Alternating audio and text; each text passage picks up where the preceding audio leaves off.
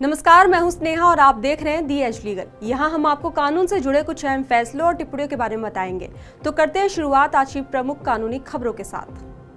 तो पहली खबर है, सुप्रीम कोर्ट ने एक महत्वपूर्ण टिप्पणी करते हुए कहा कि प्रॉपर्टी से जुड़े विवादों से बचने के लिए देश की सभी महिलाएं, खासकर हिंदू महिलाएं, अपनी संपत्ति की वसीयत अवश्य बनाएं।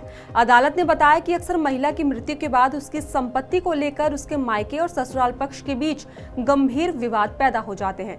सुनवाई के दौरान जस्टिस बीवी नागरत्ना और जस्टिस आर महादेवन की बेंच ने कहा कि खासकर हिंदू उत्तराधिकारी अधिनियम की धारा 15(1) के तहत जिन महिलाओं पर लागू होती है, उन्हें बिना देरी किए अपनी संपत्ति की वसीयत बना लेनी चाहिए।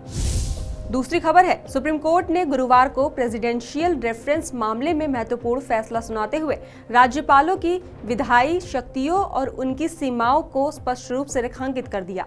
अदालत ने स्पष्ट कहा कि किसी भी राज्यपाल को किसी विधेयक को अनिश्चित काल तक रोककर रखने का अधिकार नहीं है। चीफ जस्टिस BR गवई की अध्यक्षता वाली संविधान पीठ ने कहा कि बिल पर निर्णय लेने के लिए राज्यपाल के पास केवल 3 संवैधानिक विकल्प उपलब्ध है। पहला, मंजूरी देना, दूसरा, राष्ट्रपति के पास संदर्भित करना और तीसरा, विधानसभा को पुनर्विचार के लिए वापस भेजना।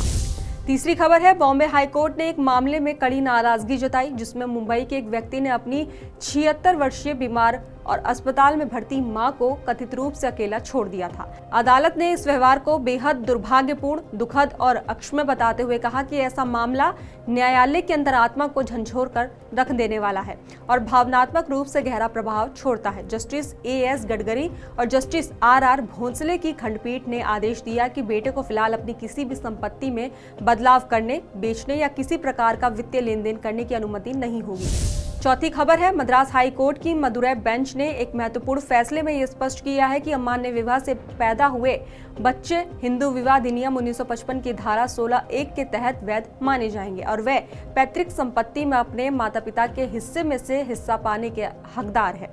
जस्टिस CV कार्तिकेयन और जस्टिस R विजय कुमार की खंडपीठ ने एक विभाजन बाद में निचली अदालत के फैसले को संशोधित करते हुए ये व्यवस्था दी। और आखिरी खबर है, इलाहाबाद हाई कोर्ट की लखनऊ पीठ ने बुधवार को 5 माह की बच्ची से दुष्कर्म और उसकी हत्या के दोषी की फांसी की सजा कम करते हुए उसे आजीवन कारावास में बदल दिया।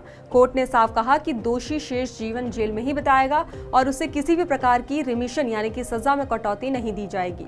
तो वहीं न्यायमूर्ति रजनीश कुमार और न्यायमूर्ति राजीव सिंह की खंडपीठ ने यह फैसला सेशन कोर्ट से भेजी गई डेथ रेफरेंस और दोषी प्रेमचंद उर्फ पप्पू दीक्षित की अपील पर सुनवाई के बाद सुनाया। तो ये थी आज की बड़ी कानूनी खबरें।